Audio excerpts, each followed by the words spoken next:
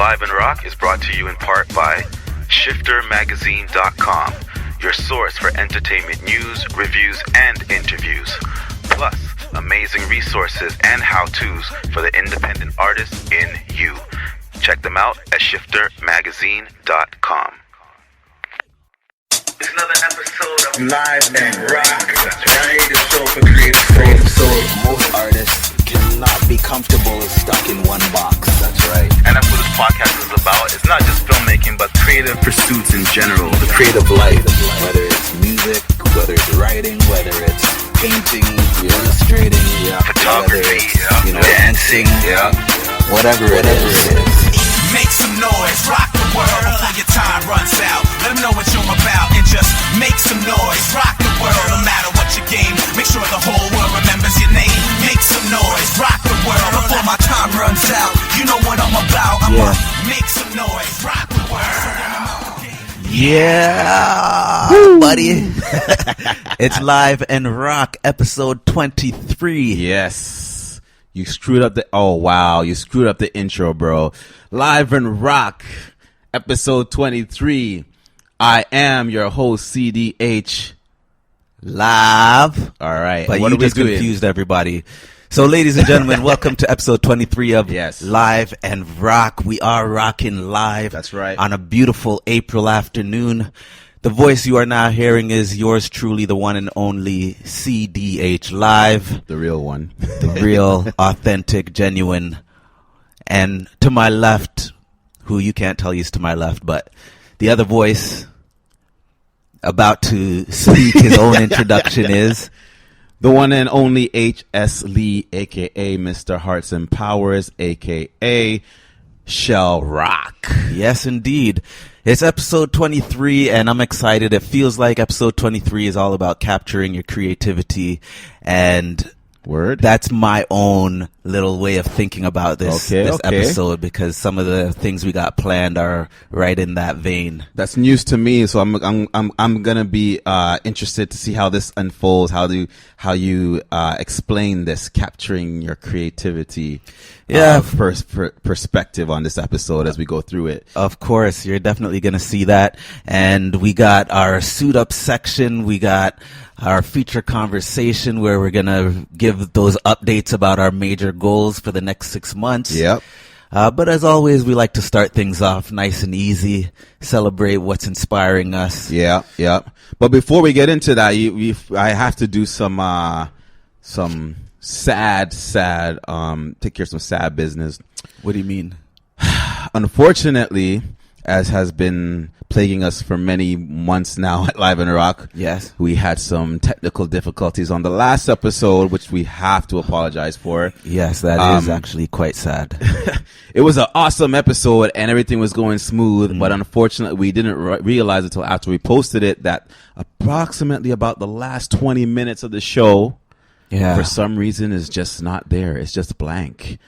I have no idea why or how, but if you are listening to Live and Rock for the not for the first time, but from the last episode, we apologize. We definitely do apologize for that. Going to do our best to make sure this time nothing happens. Right. But again, it's technology. Sometimes it just fails, unfortunately. Right. So we are looking forward to getting a solid episode in this episode 23. Yeah. And we'll catch you up a little bit on what you missed, but more importantly, help you to look forward to what's coming up. Yes, for real. There are some good things coming up. Any quick shout-outs before we get into it, Mr. CDH Live? Well, I'm going to shout out Nicole Robinson, who's going to be our next guest on Live and Rock. I'm going to shout out Nicole Robinson. I'm also going to shout out Euphonic Sound, amazing studio in the Toronto area doing big things. Shout out Milo Flex as always, because he's challenging the creativity and making sure that we keep pressing forward with excellence. Yeah, making sure that we're on point. Yeah. We could have used him on the last episode. We can use him always. What about you? Any quick shout outs before we take a TV timeout? I want to shout out my son, My little boy, True. little Shell. Yeah. AKA Tremaine. No yeah, doubt I'm about using it. real names. It's all right. It's all good. Yeah. Yeah, he was hanging out with Papa for the last couple of weeks, which made it a little bit challenging for the creative work, but we'll get into that during the feature conversation. Right. And yeah, everybody who's sticking with us through all the pains, the growing pains and the ups and downs, I want to shout you all out for still sticking with it. Shout out to Rob Clark. We got my partner in crime when it comes to Comic Cons, and we got another event coming up, so I'm gonna talk about that a little later. But yeah, all right, that's man. about it. Well, it's the creative show for creative souls, so we're gonna dig in, and I feel like we should take that quick TV time, the TV time out word, and just start living up. Let's do it. TV timeout. Let's go. So, when'd you fall in love with hip-hop? I basically fell in love with hip-hop, you know what I'm saying, when cats first started going out to the parks, you know, with the 2 turntables, the mic. I think it was 1977. People are rocking in the parks. I can remember back in the Bronx, 1979. Set up some turntables in front of the building. It was getting the power from the street lamps outside. Plugged it up into the street pole. MC and DJ and B-boy and breakdancing. Congratulations. I think you got another hit on your hands. Oh, yeah. I met this girl when I was 10 years old. And what I love most, she has so much soul. That song reminded me of us. Yeah. I remember the exact day I met Dre and fell in love with the music. Oh, look, y'all, look what they doing over there. And as we grew up, the music grew with us. Let me guess, newlyweds, right? Please, we are just friends. Please. Why you have to say it like that? Dre was going his direction. Yeah. I'll show you something. Oh, wow. This. Yeah. Yo.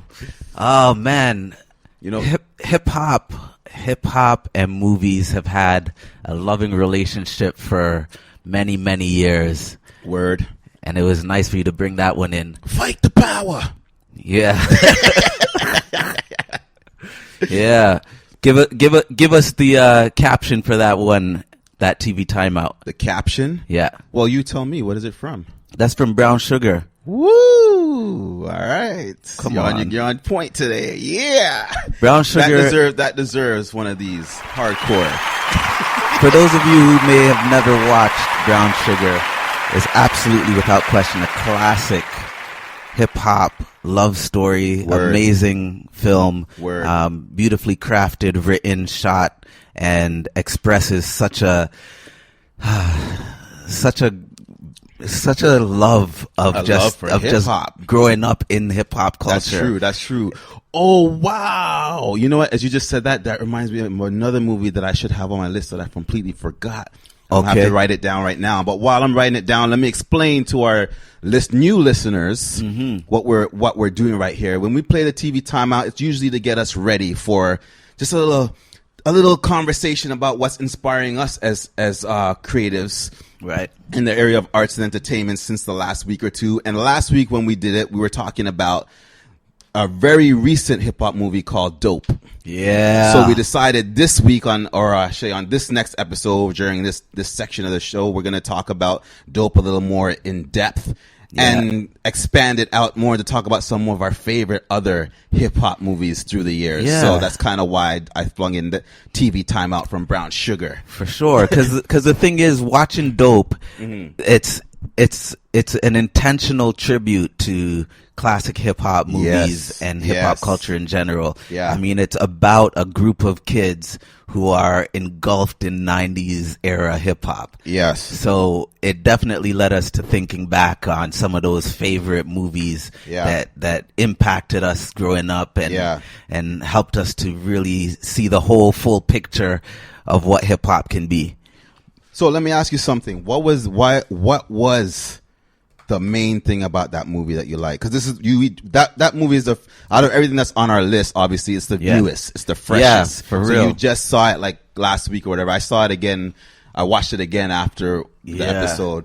But I'm curious to hear from you, like what some of your favorite parts. I mean, there's a lot of things that made me love the movie. One of the big things was just the the soundtrack, which I think I mentioned on the last episode, is the way they scored the film with these classic songs and just really found the perfect fit for these scenes. Yeah. Like, for example, oh my goodness, when they had the chase scene and they were doing the here we go yo, so what's the scenario? Yeah. And it was like the twist in the plot, and you're like, what? Yeah. Honestly, that's actually one of my favorite aspects of the movie, was that the soundtrack itself was 90s hip hop, like straight. Right. Pretty much most of the movies from beginning to end was 90s hip hop. Yeah. And the contrast and the juxtaposition of that with the fact that it was a movie set in 2015. Yeah. It was just tripping me out. And it caught me by surprise. Yeah. And just that alone, I think, probably made the movie seem even better than it actually was, because I was just so not expecting it. Yeah, you know? It's like very unexpected in many ways, and it's a multi-layered movie. Yeah. And the plot, the way they wrote it and presented it, and I don't want to spoil it for people who haven't watched it, because it's true. It's definitely something you should check out for yourself. All right, so that brings, yes, I'm glad you said that. That brings us to the heart of the matter. So we said we're going to talk about dope, but we also said we're going to talk about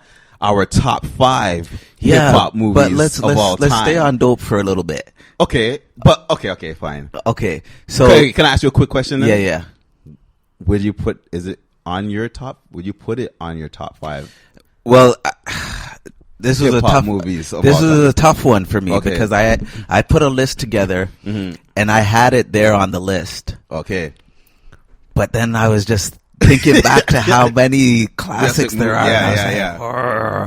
I don't know if it can just get the spot just like that. Okay. You know what I mean? Like maybe it needs some time to like earn its stripes, so to speak, to marinate. But, yeah. Okay. In terms of like cultural impact too, right? Okay. So the movie, based on its own merit, I would say yes, it could go probably in the top 5. But because it not only is it a hip hop movie, but it's told in such a fresh and different way compared to others in the genre. Well, just as a movie, period, and unique. Yeah, exactly. It's unique in its execution, like very creative and very and it definitely stands on its own merit, even just as a movie, period. Right. Not exactly. Yeah.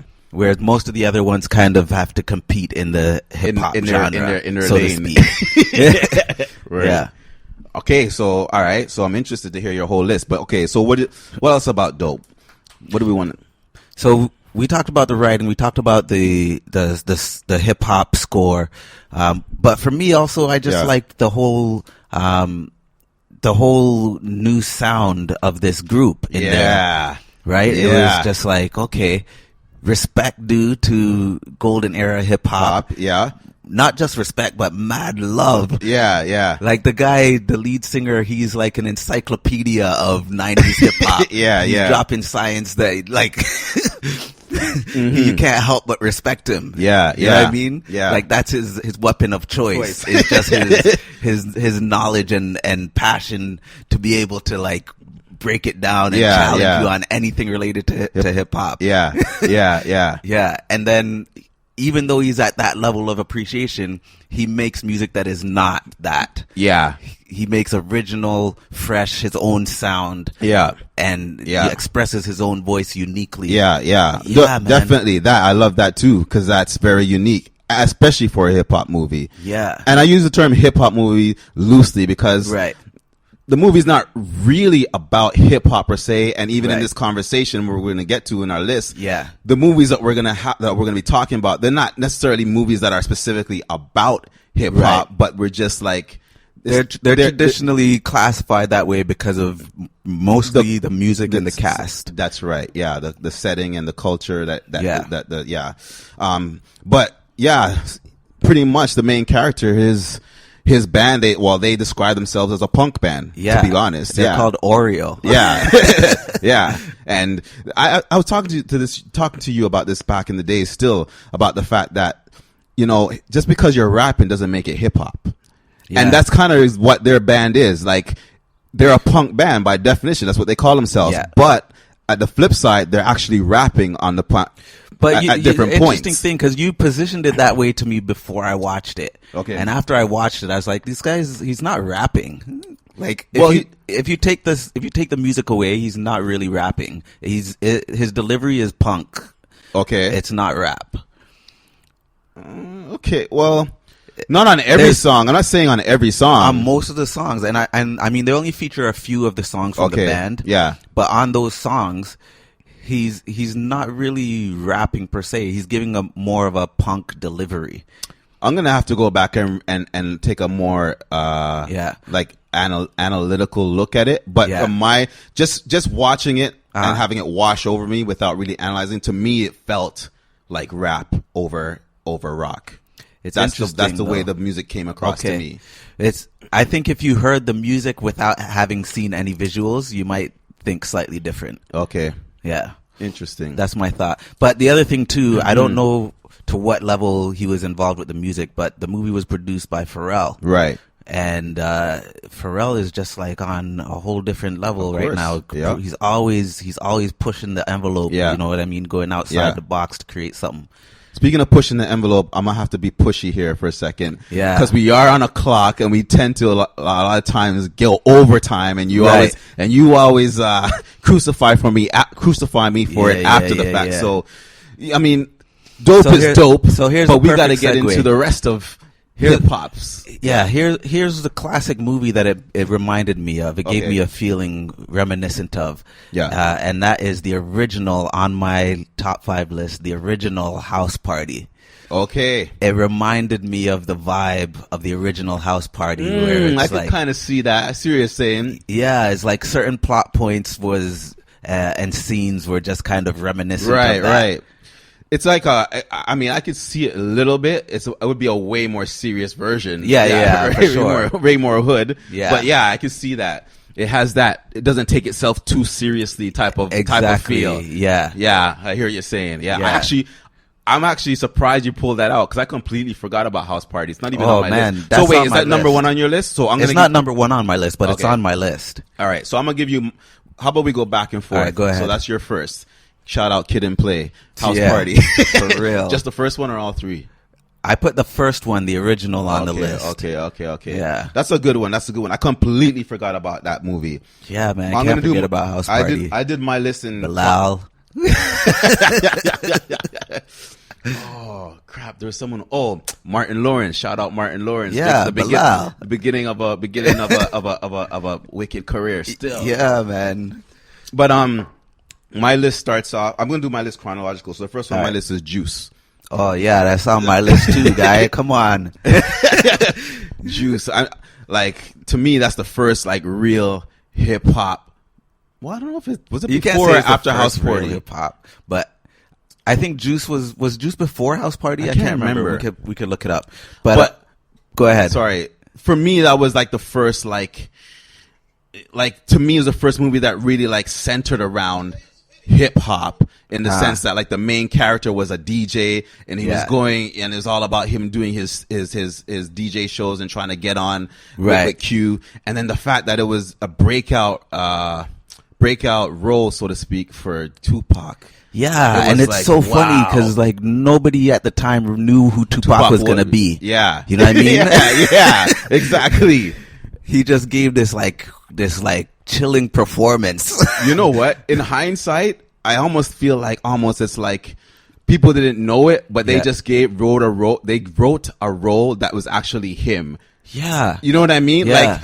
No one knew that was what was inside him. That's who because he ended up basically in real life becoming Bishop in real life, and he just ran with it and never turned back. For real, I always thought of that parallel. You know what I mean? It's he got to a point where he's just bun this party, fun time, good time, everybody, you know what I mean, dance and jam. Yeah. He's no, a thug life. And I was that's the same kind of transformation Bishop had. Yeah, exactly. It's just, man. It was scary though. It was vexingly scary. Your man turned on his best friends. Yo. But so that's Juice for sure. We both agreed on that. Yeah. All right. We both agreed on that. CDH Live. Next on my list, I have the incredible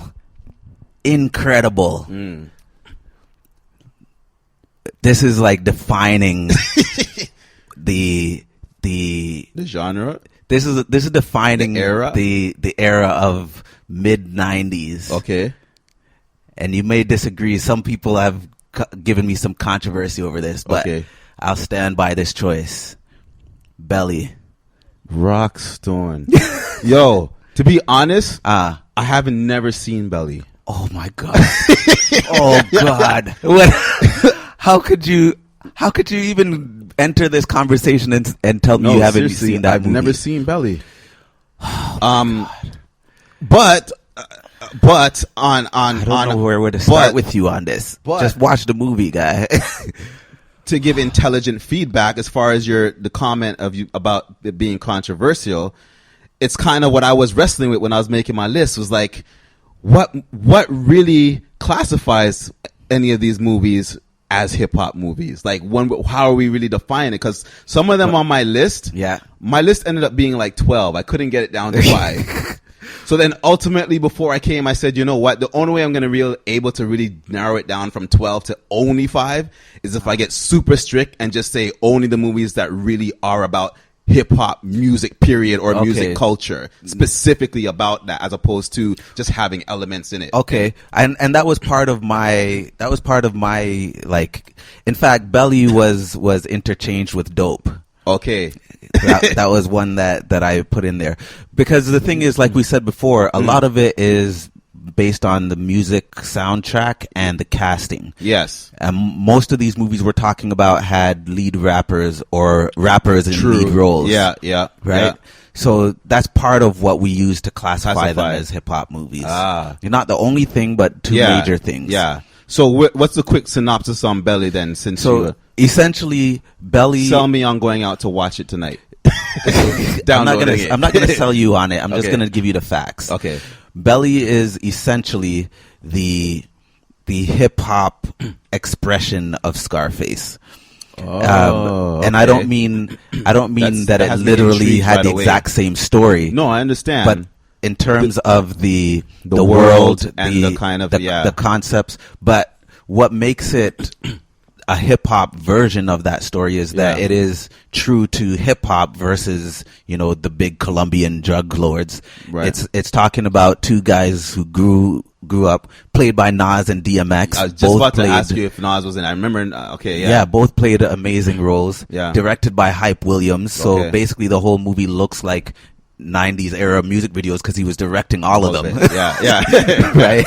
So just the look of it is on point for that era. Yeah. Nas did an amazing job. And basically what happens is it's the story of Sincere or Nas and DMX they grow up best friends. Yeah. And one becomes like DMX basically becomes like super hardcore gangster, and Nas is trying to get out of the game and just settle down with his girl.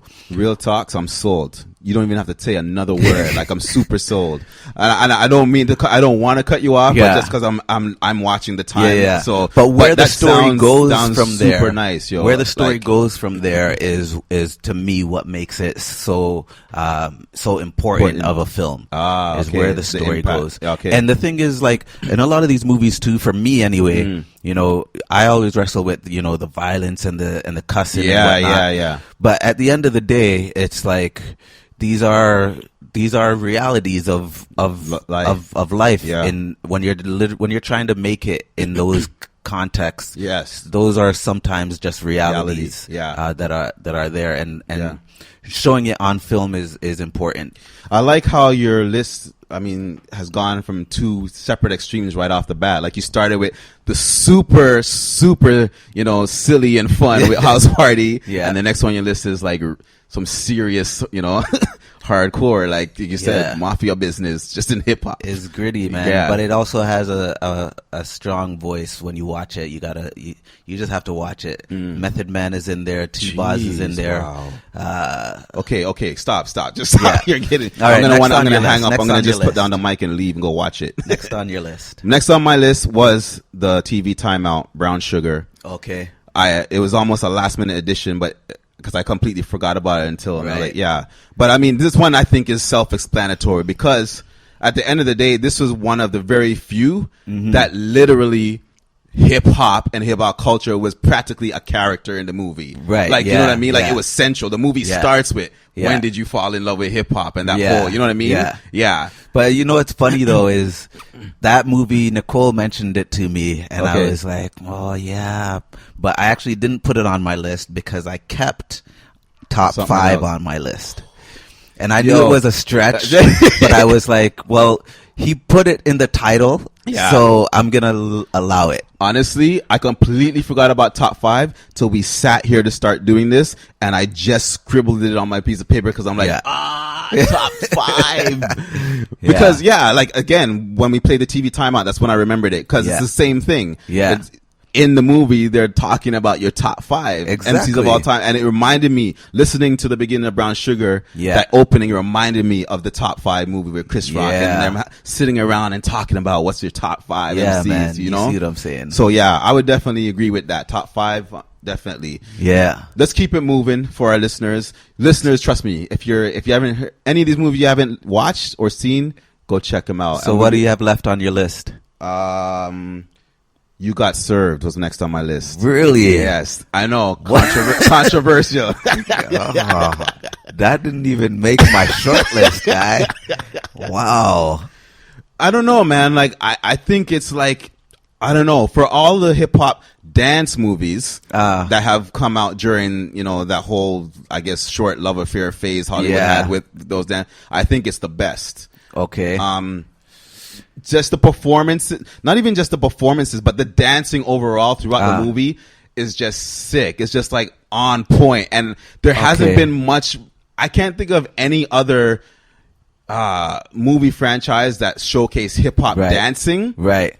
As an element of hip hop culture. There hasn't been another movie unless you go dig even further back to like Beat Street and Breaking and Beat Street, those things, yes. Yeah. But that was, you know, like 80s, and that was, and as movies as a whole, they're probably not going to hold up as well, to today's movies and today's culture. But You Got Served during that whole phrase, it did the most to me. It did the best in representing good hip hop dancing and the culture of hip hop battling, and you know what I mean. I got you. And I figured since none of these other movies really showcase that element of hip hop, I said I have to put it on there. You know? I like that. It's showing us the diversity within hip hop movies. It's like if you're really into the dance side of it, you'll love You Got Served. If you love the gritty, you know, underground scene, you'll love Juice or Belly. Right? If you just like the party, you'll like House Party.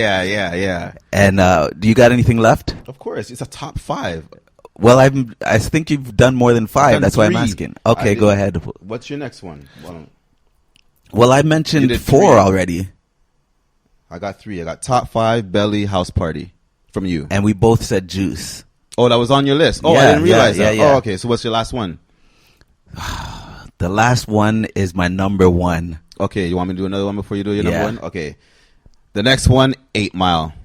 Oh, I had a feeling that might come up, you know. I had a feeling you might bring that one up. But why do you put it in the top 5? Again, both 8 Mile, I think 8 Mile because, that B-Rabbit, a.k.a. Eminem, like, just his performance and just the showcasing of the element of freestyle battling was just sick. Like, there's no other hip-hop movie that showcases that, again, other element of hip-hop culture the way 8 Mile does. Like, okay. And mostly importantly, because Eminem is sick with it. If he wasn't sick with it, and I know for the movie it's actually written stuff, obviously. But because we know in real life it is reflective, an accurate reflection of exactly how sick Eminem really was in real life. Right. I can look past that. I can ignore the writer in me and the creator in me that knows, he's not really freestyling in the movie, but I can look past it because I know Eminem probably really wouldn't yam someone's food like that. I hear what you're saying. I'd give it an honorable mention. Okay. Which I want to give a couple more honorable mentions as we speak, which is Beats, Rhymes, and Life gets an honorable mention. That's a documentary, bro. So what? Who said? Why would that not be included? Well, I assume we're talking about scripted movies. Who said that? All right. So yeah, Beach Rhymes Life gets an honorable mention. Okay. Honorable mention also goes to even before Juice. Yes. New Jack City. Lord of mercy. That's not a hip hop movie, bro. That's like a gangster movie. Like, I don't know. You can still. I know it's a stretch, but I mean, it was starring Ice-T. That's true, and true. But then by that definition, I could say Trespass because it had Ice Cube and Ice-T, and I mean, there's a lot of those for real. There's a lot of gray area still, ones. I'm sure you wouldn't put Trespass on your list. No. See, there you go. I didn't. Yeah. So New Jack City, because it was groundbreaking when it came out. Okay. You know what I mean? That's true. Before Ice-T did that movie, he was Cop Killer. Yes. And then he came out playing a dreadlock cop. Yeah. And he's parlayed that for 20 years on. For real. Imagine, right? All right, yo, we only have about 3.5 minutes. Okay, so one more 5 minutes. One so more honorable, do your honorable mentions is and then I'll do my Friday. Honorable mentions. Oh, okay. Yeah. Friday is my last honorable mention. Wow. And then I'll give you my actual number one. For me personally, number one pick, Dave Chappelle's Block Party. Oh my gosh, you love the documentaries, eh? Yo, that's where it's at, man. It wasn't just documentary. It was an experience that he crafted. Right. You know what I mean? He had the sketches, he had the like improv comedy. Yeah. He had the live performances. Right. It was like a documentary, but a concert film, but a comedy. Yeah. It was dope. It's just like, yo, not to mention the artists he had on board. Kanye West in his early days. The Roots. Kanye West was Big in it? Daddy Kane made an appearance. Jill Yo, Scott. I watched that movie, but I can't even remember a single scene from the movie. Jeez. It didn't have that kind of impact on me. Wow. Yeah, at all. But I mean, it was a good movie. I'm sure it was a good movie. I don't remember it sucking. You know, like I'm sure if it sucked, I would remember that. You know what I mean? Like if I had a bad impression. But yeah. Dave Chappelle's I'm about to go Block revisit Party, it. I'm gonna go revisit it. Yeah. That's hot. Wow. And you're number one? Okay, I'm gonna give my few honorable mentions first. All right. So, I'm just gonna list them off real quick. Yeah. Coach Carter. Okay. Finding Forrester. Whoa. Straight Outta Compton. Yeah, I Do thought the that might Right come up. Thing. Oh, jeez. Menace to Society. The Wood. Okay. Wicked Love Story / yeah. Bringing You Back in the Days. Sunset Strip. Wow. And of course, last honorable mention, Boys in the Hood. Yeah. The Boys in the Hood, to be honest, Yeah. technically, it's my number one. Okay. But I slipped it into honorable mention at the very last second because I said the only way I could drop it down to, remember I said my criteria of making actual only hip-hop movies. Right. So I said, all right, this is not really a hip-hop movie by that definition. So I slipped it into honorable mention. Okay, so what took its place was Dope. When I thought about it, I said, you know what, true. I mean, yeah, it's about it's about hip-hop. That's respect. It's essential theater, so yeah. True. Yeah. Yeah, man. Hip hop and film has definitely been a long, loving relationship. Definitely. And we look forward to growing old together. Some of us are already old. But yeah, man, that was a beautiful, beautiful walk through the history. What I like about this discussion and this exercise we've just done, folks, is that it's funny how you don't realize the diversity and just how much different ways one medium can be expressed. Yeah. You know, one thing can be, one thought, one idea, one culture can be expressed. Right. Just through one medium. You know what I mean? Yeah. And that's what Live and Rock is about. It's just like, we're here, we're trying to share our personal stories and our background in different mediums, from hip hop to comics to, you know, everything in between. And we're just trying to share it and inspire others to do the same and Yes. Amazing, as much different ways as you can come up with creatively. real. You know what I mean? And yeah, this exercise has definitely inspired me and energized me more than I thought it was going to. You know? Yeah, and I'm just like, this is the part where I was saying, as part of the theme that I'm feeling is just capturing creativity, because like you say, when you look at all the diverse ways that people have expressed hip hop culture, to me that is a perfect example of capturing creativity when you look at all these different multifaceted ways of expressing around one main idea or one main core concept of hip hop. Yeah. Oh my goodness. Yeah, man. There's some amazing creative minds out there. Speaking of expressing your creativity, yes, in different ways, we like to always give you guys some tips and tools on how you can do that for yourself, and how you can not only do it, but do it well. That's the whole point. So that's right. We have a little section that we like to call Suit Up. Yeah. And I think this is probably a good time to get into that. Indeed. You know? I understand that you have something good for the folks, Mr. CDH Live. Oh yeah, man. I'm still keeping that theme, and big shout out to shiftermagazine.com who sponsors our Suit Up section. And if you guys out there are ready to suit up, then strap in and we go and take you for that ride. Suit up! Suit up! Suit up! You suited up! Snow suit up! Flight suit up! Penguin suited up! Suit up! You suited up! Birthday suited up! Slut up! Suit up! Suit up! Suited up! Suit up! Suit up! Stay suit up! No, suit up! Suit up! Yes. Yes, sir. Ladies and gentlemen, welcome to the Live and Rock Suit Up section brought to you by shiftermagazine.com. Word. Your online destination for articles, resources, how-tos, and then information for shifters and influencers of all creative kinds. Yes. We'd like you to suit up on this episode by suiting up your schedule. Word. This is an important factor for all creative souls, is actually respecting your own schedule to schedule out space and time for your creative activities. And I'll give you an example of what I mean. If you have a project you'd like to get done in a month, and let's say you're working on a song. Yeah. If you schedule studio time, it is at a specific day and time. Yeah. You go there Wednesday or Friday at 9 p.m. and you're there until 2 in the morning. Yeah. And that is scheduled creative time. Yeah. So what I like to encourage you to suit up is your free time, meaning if you have a day job, a part-time job, you go to school, you have a family, whatever it is, during that off time, actually schedule out blocks or chunks, whether it be an hour or a full day that you can block out and say, this is creative time. Yeah. Then you'll find that you actually get more creative work done because you've set aside time that's respected. And if people ask you, hey, what are you doing Friday night?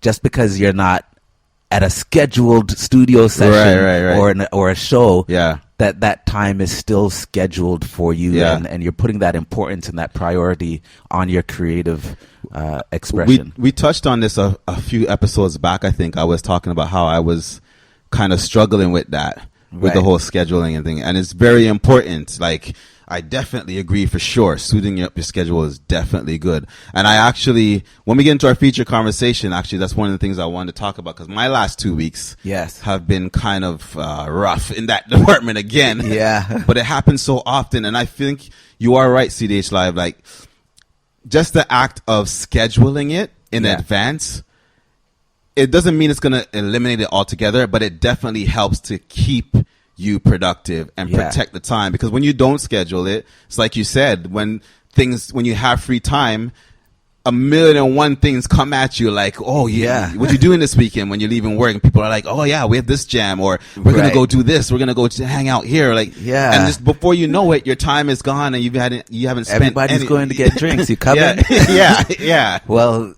if you don't have something scheduled, if you don't have writing time or practice time or whatever it is scheduled, then your first instinct is, I guess I'm not doing anything. Let's go. Let's rock it. Yeah. So you definitely, if you can take the time to look at your schedule for the next week or the month or whatever it is you're comfortable with, and just say, you know what, I'm gonna give myself, this many hours of space for being creative. Yeah.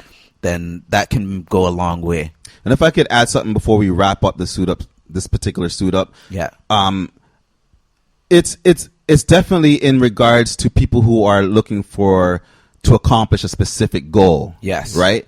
So obviously if you're just doing it for fun, obviously it's nothing you're not worried about, then who cares? Right. No schedule required. When you have time and you feel like it, you do it. But we're speaking in the context of, you have a set goal, a creative goal that you want to accomplish. I'll use myself as an example. I was writing my very first book for about 3-4 years. Mm-hmm. About 3 years. Wow. I was writing it. By writing it, I mean I had 3/4 of the book done, and it was just sitting in my drawer for 3 years. Yeah, just waiting on the spirit to move me and the free time to line up and all the stars line up for me to continue and finish the last quarter. But not until I got fed up one day, and I said, about 3 years in, I said, you know what? Enough is enough. Yeah, I'm going to schedule 1 day a week where I work on it, and I work on it, and I committed to that for about a period of 4 months. Yeah, and I was able to finally bang out the book, finished book 4 months later. Beautiful. So I use that as an illustration to say sometimes you just need to schedule the time, because everything else, life will eat it up if you don't. Yeah. Beautiful. You capped that off perfectly. So that story needs no more added to it. Ladies and gentlemen, creators, suit up your schedule and keep moving forward. Speaking of moving forward, the show has to move forward. So we're going to get into our feature conversation, which is really just an ongoing update and check-in with yours truly, your host here, Mr. CDH Live and Shell Rock, letting you guys know what's up with Live and Rock on a week-to-week basis as we continue pursuing our creative goals for this year and the years to come. Yeah, I definitely think everyone's gonna enjoy this one, because there's a lot of meat in this conversation coming up. Definitely, and a lot of overlap with this particular suit up that we just talked about. Yeah. So, I guess without further ado, let's just do it. Let's get into our feature conversation for episode 23 on Live and Rock. Rockin' Live. Word.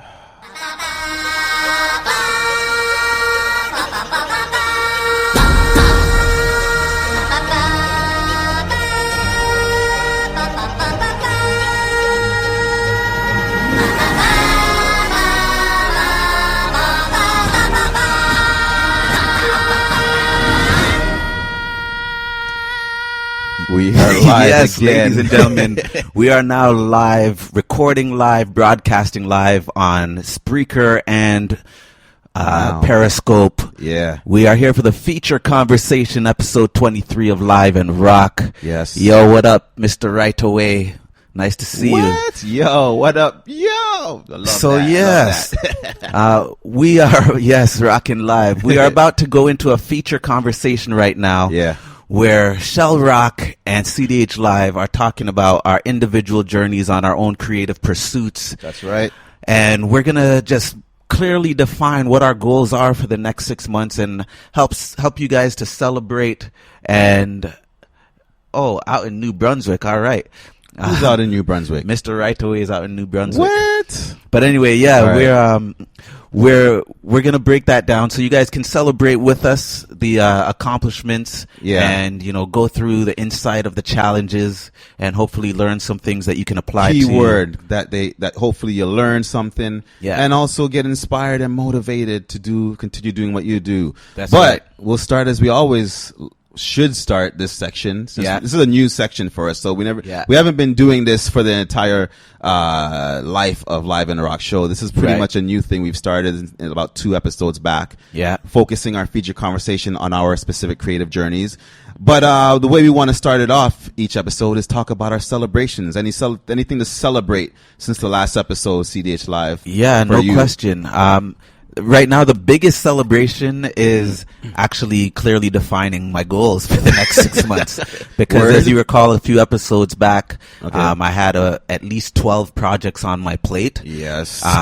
Which they didn't disappear. Right. But I was able to refine exactly what the top priority is for the next 6 months, and everything else has to kind of work its way around that. Okay. But also another big breakthrough for me, celebration, is I'm about 90% done a brand new song. Word. That is really exciting.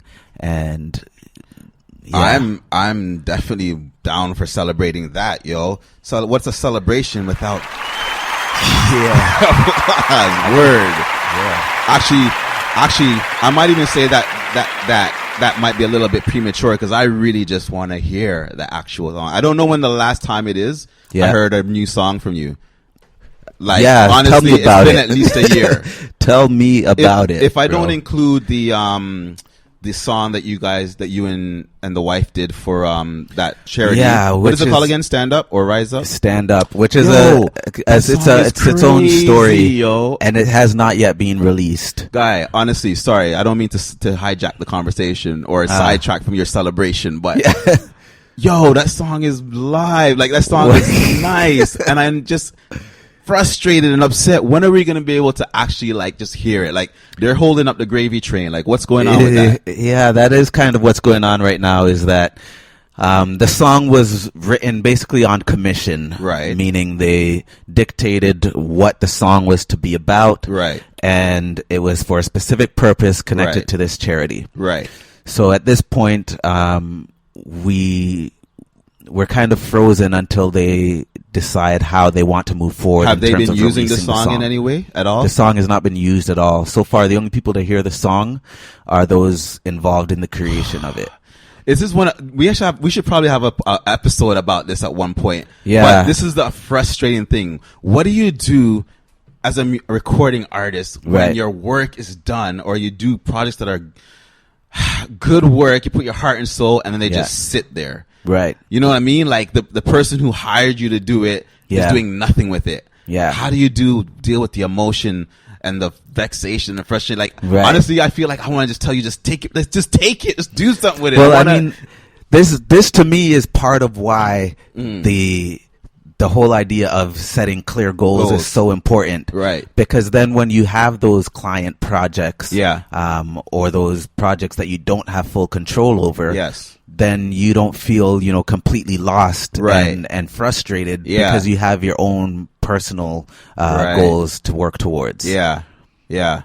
So that's my thoughts on it for now, at least. Okay. But yeah, so what about you? What are you celebrating right now? Honestly, it's been a very slow week or 2 weeks for me. Mm-hmm. So I don't really have much to celebrate. In fact, mostly I've had a lot of challenges. So we'll talk about that in a second. But if I was to pick one tiny thing to celebrate, it's the fact that by sheer coincidence, at the last possible minute, yesterday, me and my other partner in crime, Rob Clark, artist extraordinaire, signed up and committed to doing an artist table at a Comic-Con next Sunday. Whoa, that's short notice. GTA Comic-Con. Yes, super short notice. Okay. I was actually planning to go to the Comic-Con already. I'm already had my time scheduled out, booked to be there. Okay. I was just going to be going as just a regular guest, or what do you call it, customer, or whatever you would call it. Pay my ticket and go and just check out the con, and I was just gonna walk with my cards for my Space Love Superheroes blog and just try and just talk to people. But for some strange reason, I clicked on the link that said tables for Artist Alley, information here. In my mind, like, it's a week before the con, so there's no way. Like, it's ridiculous. And I clicked on it, and they're like, they still got tables. I'm like, wow. What?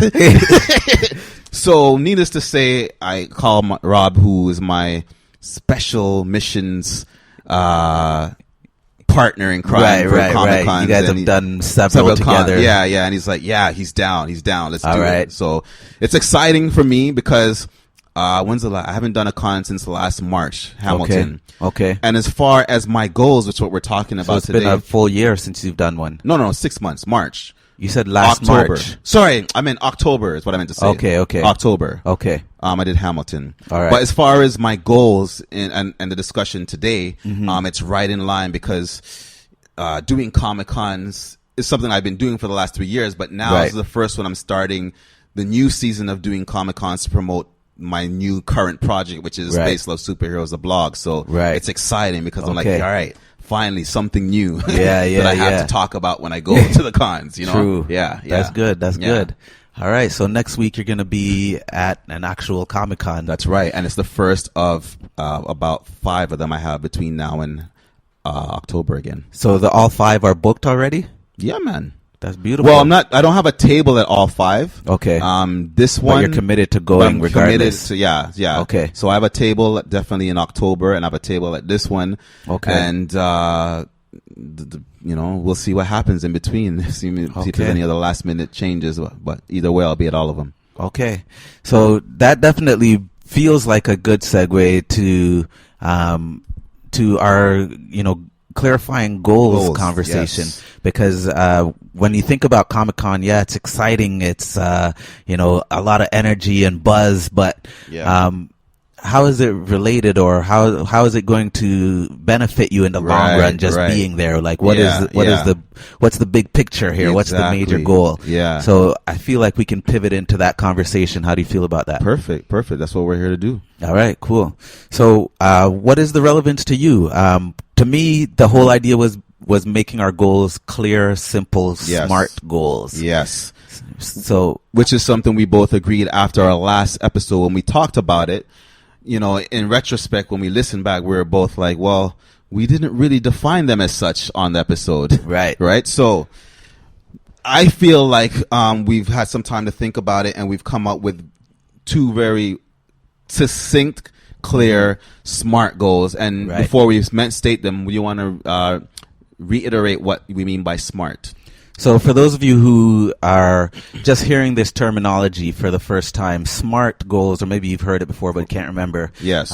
SMART is the acronym, which means specific, yes, measurable, attainable, relevant, and time sensitive or timely. Yes. So if your goal does not have an answer for all of those 5 categories or functions, then at least 4 anyways, then the goal is very difficult to quantify. Yes. So and therefore even to attain and or even exactly. So let's break it down. Let's go. So we have our big picture. We have our visions. Yes. But for at least the next 6 months, what is the major goal for you? For me? Yeah. So the major goal for HS Lee as an individual, 6 months from now, my 2 major goals are: 1, to have 10 active subscribers / readers of my nerd culture and fiction blog. Okay. Space Love Superheroes. And 2, to have 10 active subscribers / listeners of our creative lifestyle blog, aka Live and Rock. I mean, our lifestyle podcast. What you're listening to right now. Right. Live creative and Rock. lifestyle, for real. 6 months from now. So those sound fairly specific. Yes. I'll throw out mine, and then we'll dig in a bit more deeper on that. Yeah. For myself, for the next 6 months, my main goal as an artist is, I'm happy to say, to produce and deliver the CDH live show to inspire a greater demand from true fans. Okay. As a production company, the main goal is to create a master marketing kit for CDH Live, ready to share with any potential new client. Okay, I like that. That's very, very clear and specific. I love that. I love that. Good. So now that we got these specific goals out there, we have to break it down to understand what we mean by some of these things and how do we get there? What are the steps needed to get there, right? So in your case, you said 10 active subscribers. So let's use this smart chart for our clarification, if that's okay. Okay. So go ahead, Professor. I'm listening. So the specific part of it is what? The specific part would be, I guess, the number. Okay. So I have a very clear, specific number of things I want to attain. Right. Which is active listeners. All right. So the specific is active subscribers. Yes. And I'll ask you to define that later, but we'll go to the next one. Actually, maybe we shouldn't do it now. Right now. Yeah. So how do you define active subscriber? So for me, what I mean by active, is that people who are engaged with the product and the creator of the product. So in the case of my blog, an active subscriber for me, or an active reader, would be someone who is sharing the content, for one. Okay. So this brings us actually to our M. What? So you were very specific. You want 10. Yes. And you're now describing how you measure active. So the M is for measurable. True. That's true. Right? Yeah. So you measure it by the number, but you're also measuring what is active. Yes, that's correct. Yeah. All right. So one way you're measuring it is by people who actually share the content. Okay. First of all, the very basic level is that they're actually subscribed on the blog. So whether it be in the case of my blog, if they're subscribed through WordPress, right? So they automatically get every post. That's a subscriber. Okay. That's the basic. Okay. But that's not my active subscriber. That's just someone who they have to do that at a basic level. Right. But above and beyond that, to make them an active subscriber, they actually share the content when they get it on somewhat consistent basis, or significant amount of basis. You can tell that they're sharing the content as well. 2, they're interacting with me, so they're providing direct feedback in the form of comments. Okay. To me, the creator, or on the blog post themselves on a regular basis. Okay. Is another example of someone who's active. Okay. 3, they are giving me suggestions and or questions. Okay. About the content. Okay. On a regular basis. Okay. And 3, they're holding me accountable. Okay. So if a week goes by and there's nothing there, they actually will reach out and ask, "Hey, what's up with the blog?" Or you know what I mean? Or though, if not to me, they may talk to other people in the community or whatever and find, "Hey, what's up with the blog? What's going on?" Right? So as long as there's 10 active people, they might be active in different ways. Yes. But as long as there's 10 that you can measure that they are active. Yes. And when I say active, it has to be consistent. Okay. How do you define consistent? They regularly do it. How do you define regular? Maybe I'll have to come back and think about it. I didn't think about that. That's good. But I'm glad that happened, because I've found that very helpful with my own goal setting. Okay. Is that when you think you're specific enough, just ask yourself one more time. You know what I mean? Right. And you get a little bit deeper. And eventually what it builds is just a more clear path to your success. Okay. Because you understand and know exactly what it is you're driving for. Right. So that's why I'm asking those questions. It's not just to be. No, I was about to say, I know that's why we're here. That's the whole point of this exercise, this public experiment, for lack of a better word. Yeah. So I'm glad you I understood what active meant. I didn't think about, consistent. Yeah. I mean, we have, for both my blog and more specifically the podcast, LnR, we have subscribers already, and followers, and that's why I put in the word active, because that's the main thing. 10 seems like a low number to me, but when I think about what it means, the word active, it's not a low number, because for example, let's talk about LnR. Yeah, we have over 1,000 followers on Spreaker, but not one of them is an active follower. Right. We do not get any feedback from anyone on Spreaker yet. True, right? Very true. So, not directly from that platform. That's correct. So that's to give you a clear, or to give our listeners a clear distinction of understanding why I'm saying my number is just like 10. 10 listeners. Like, yeah, because I was eventually going to ask why you feel 10 is a reasonable number. Yeah. Which kind of leads us into the A of attainable. Yes.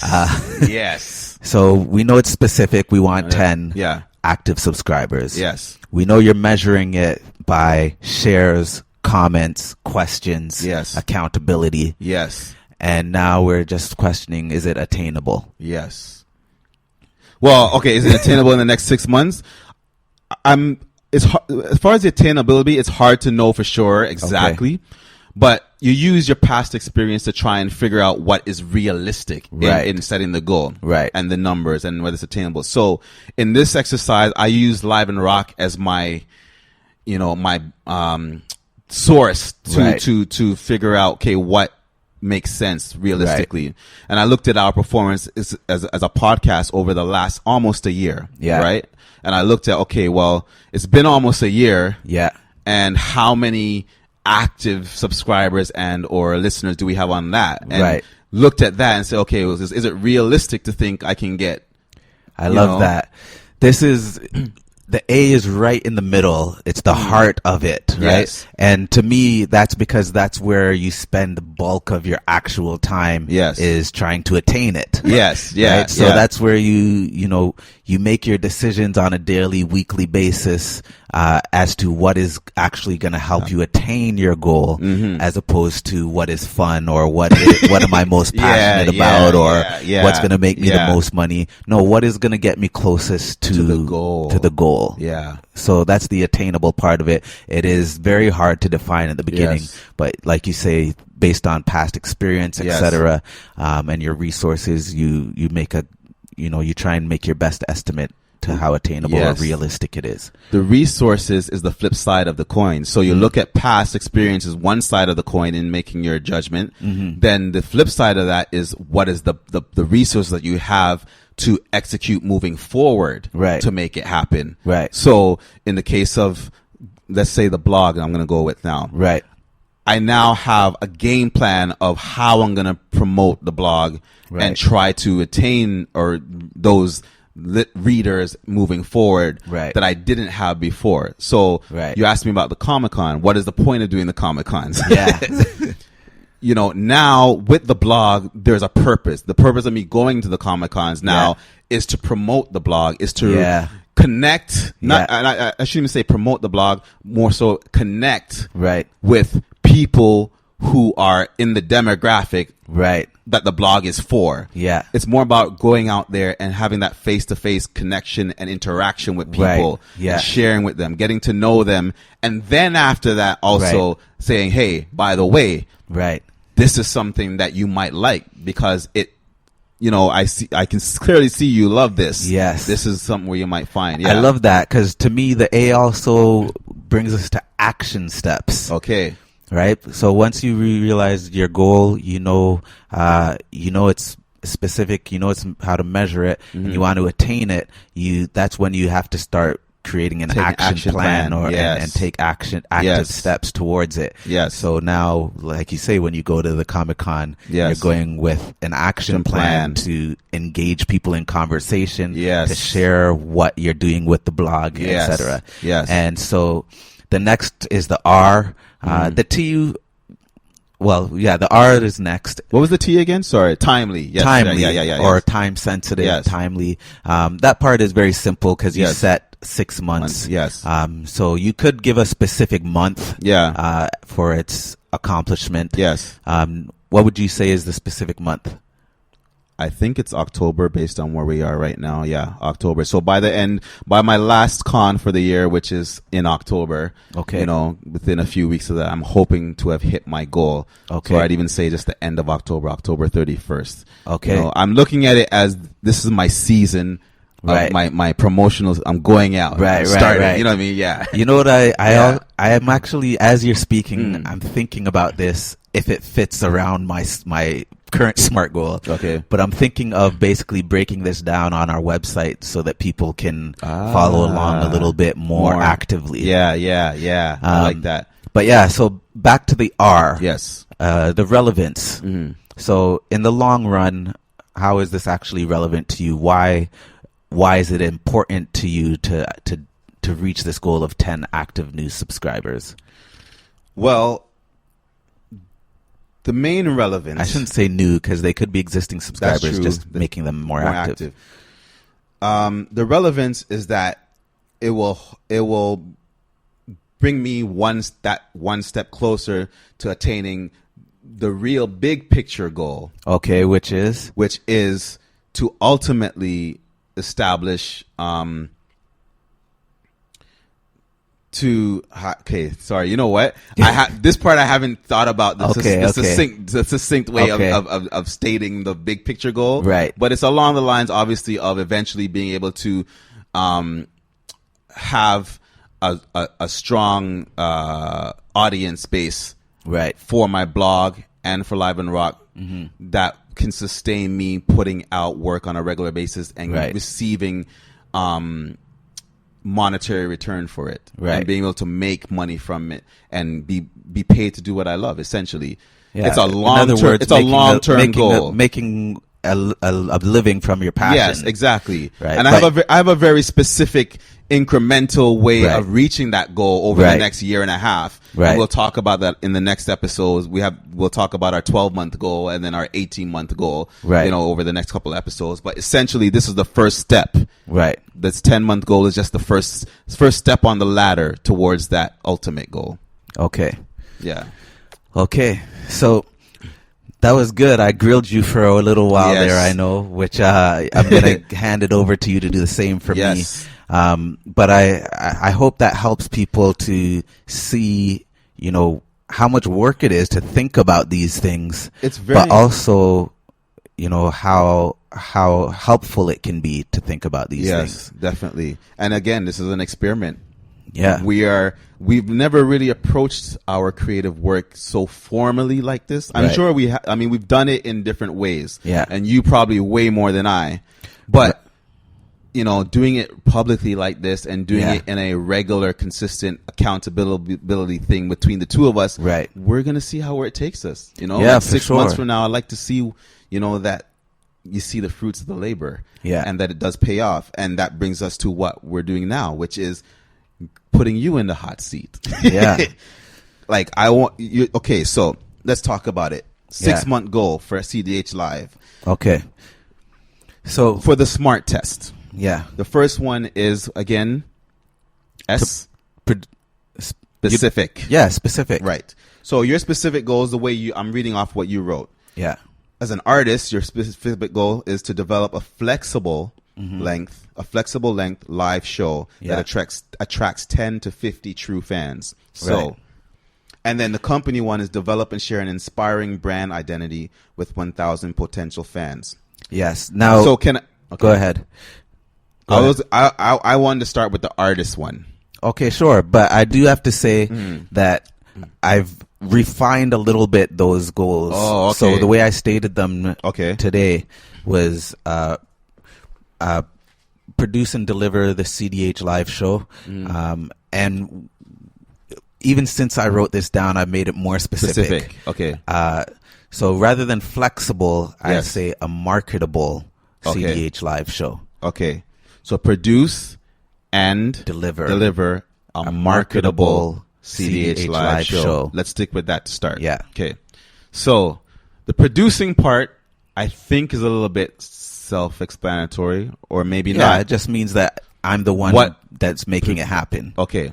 So technically, it's kind of redundant. Okay. Okay. So, it's specific. It's specific, but I'm still thinking it could be a little bit more specific. For instance, define marketable and define. Oh, thank you. What is? Yeah, thank define you for a marketable show. Like marketable means that it has a clear beginning, middle, and end. Okay. And it has a marketable message. Okay. So a beginning, middle, and end. Is it a 6-hour show with a beginning, middle, and end? Minimum 15 minutes. Okay. Maximum 90 minutes. Okay. And that's where the flexible part comes in. Okay. Because for me, the idea for the show is, because primarily it's a performance show. Okay. Right? So the idea for me is to just come up with a solid framework that can work at any length. It's just a matter of adding more songs or poems or whatever to it.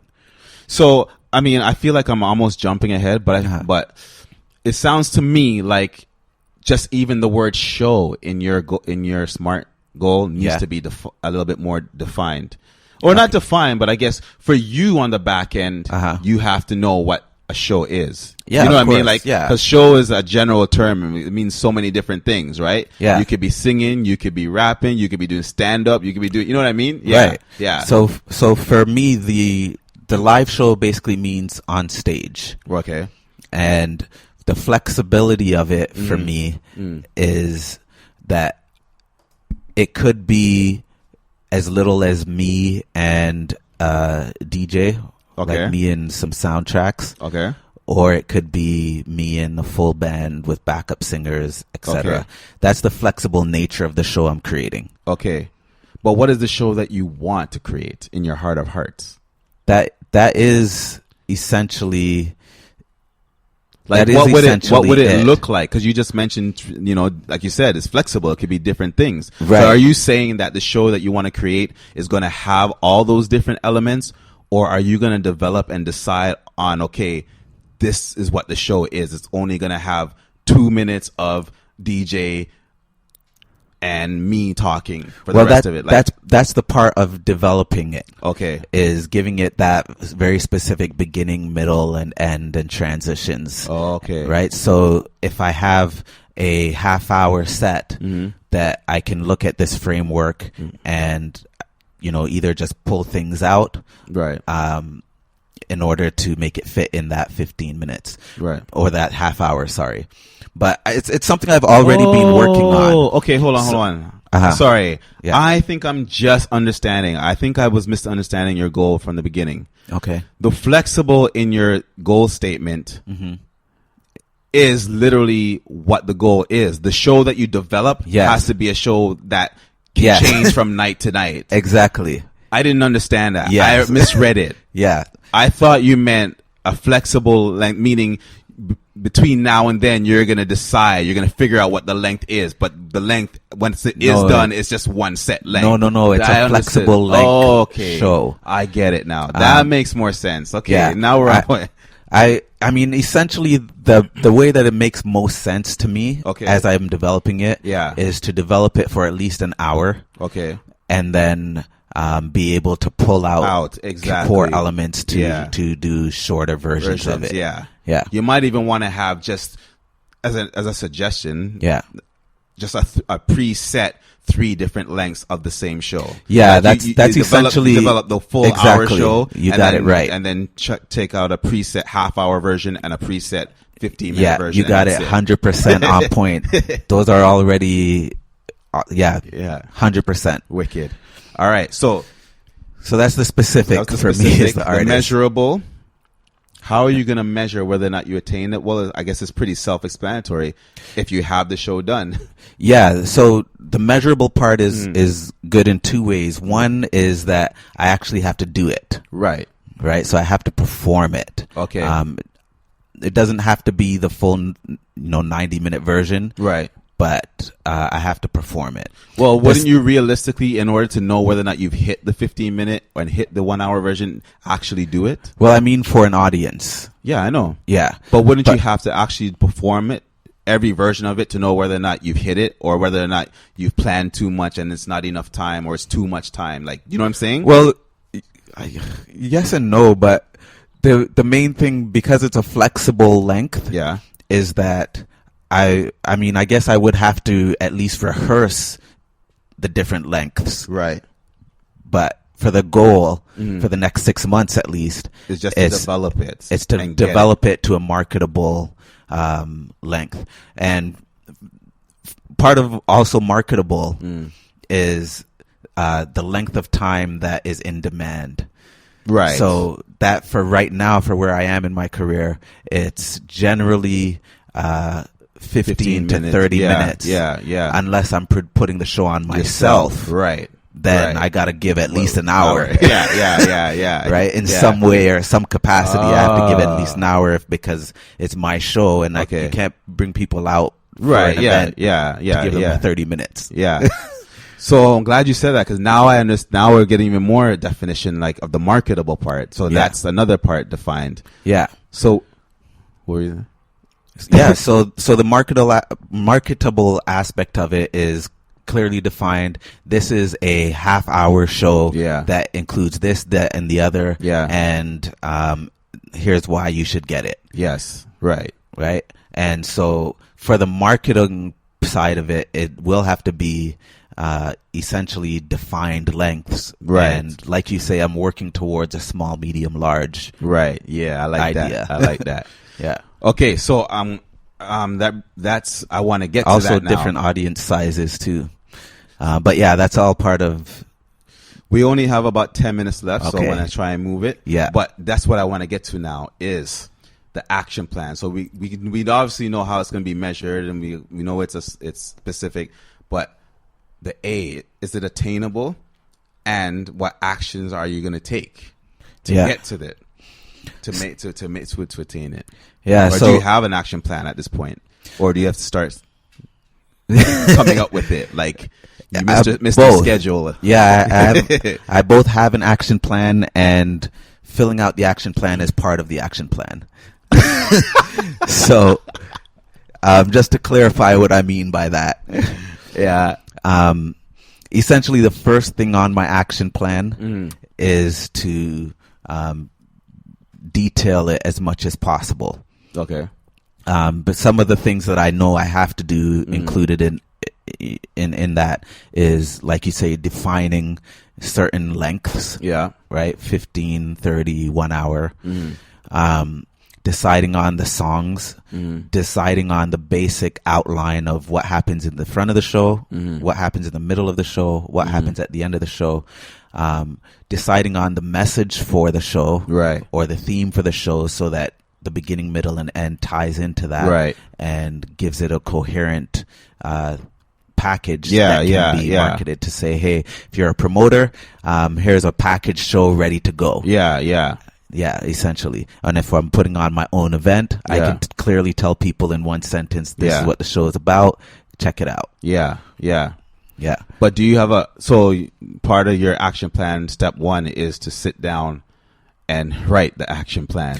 Write the action plan, rehearsals, finish. So I have songs to finish. Yeah. I have to get together with my band. We haven't got together in a little while, so I got to get together with them, booking the venue, and all of those other event production details. Yeah. So it's definitely a lot, but I have done it before in less time. Well, I'm glad you mentioned time, because two things. We are, like I said, I have my eye on the clock for this episode, but there's two more letters in the SMART thing, right, we need to get to, but it sounds like you need a lot of your own advice, which is schedule right now. Okay. For that. Like, so that's my curious, like, because putting together a show, from everything you've already started talking, it's like a lot. Oh, yeah. Right? So do you have a plan schedule wise for working on it? Oh, absolutely. I schedule out my weeks at a time. Okay. So each week I start with what's the priority for this week related to my main goal. Okay. And I find as much hours as I can in the week to set aside for that. Okay. So what's your I'm really putting you in the hot seat and making you accountable, but so what's your rough number of hours that you have planned to spend working on this particular aspect of your goal on a weekly basis? On average, yes, I get about 20 hours that I schedule for personal goals. Okay. Meaning these creative goals. Okay. On average, I only per week, by the way. Is this per week? Per week. Okay. On average, that's a lot. I only use about 10 Are you serious? Yes. So you have 20 hours in a week to spend on your things? So once again, let me clarify, because you're clearly like completely flabbergasted by what I'm saying. So I'm saying if you basically, I'm saying what you've been using. What I'm saying is that when you look at your schedule at the beginning of a week, for say, today's Sunday. Yeah. If you look at the rest of this week till next Sunday. Yeah. Right now, you probably have. The average person will have, a few evenings, right? Maybe 1 day off or 2 days off. Yeah. And so what I do is I start scheduling creative time into all those blocks. Yeah, yeah. So I'll fill up the 20 hours with my own creative projects. Right. But it doesn't take long for life to happen. Right. And things become urgent and they have to be done. Yeah. Like, let's say just something as simple as, say, grocery shopping. Yeah. Right? Yeah. Or, something just comes up and you have to do it. You can't say, oh, I'm writing right now, so I can't do it. I often will do that if I can. Yeah. But life happens in a way where there's just things always come up. And you so on average, I say I usually will get maybe 10 hours in for the week. Right. But I notice if I don't schedule 20, yes, then I'll be lucky if I get 2 hours in for the week. Right. Honestly, that's kind of that reminds me that we usually like to talk about the challenges that we've had. Yeah. And we're supposed to end with those. Yeah. And that, what you just talked about, is exactly what I've been struggling with for the last 2 weeks. The real life that got in the way of my scheduled creative time. Yeah. Realistically, I think I do schedule about the same amount of time as you, creative time. It just sounded like a big number when you said it, but now when I think about it, I definitely schedule at least 20 hours a week. Yeah. But time waits for no man, and case in point, our podcast time, we're down to 5 minutes. Yeah. So it doesn't sound like we're going to get a chance to really get into our challenges on this episode. Right. And we still have more to go on your SMART goals. Right. So what I'd like to do is talk about the fact that we're going to continue this on the next episode, picking up with CDH Live's SMART goals for his art company side. Okay. And the whole issue of scheduling. Yeah. As a necessary tool to accomplish your goals. Right. We did have an offline conversation that was kind of controversial, because when you mentioned you wanted to do scheduling as a suit up item, I said, well, I agree with you. Yeah. 50% of the time. Right. But there's another part of me, another side of me as an artist that disagrees that you have to schedule stuff to get things done, because there are certain projects and certain aspects that I have as a creator that I would disagree that I need to schedule time in order to see.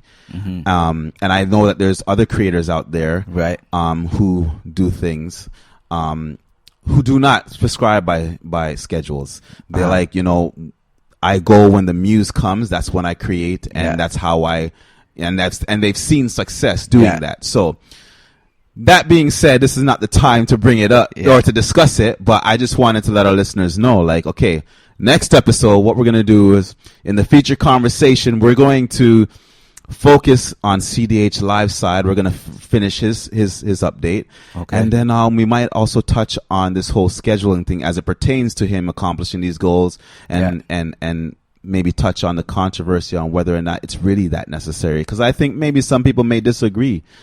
And we want to see what's out there, Yeah, I'm definitely looking forward to that conversation. This also reminds me of what I said at the beginning about, capturing creativity. Yes. As a kind of a theme that ran through the episode is,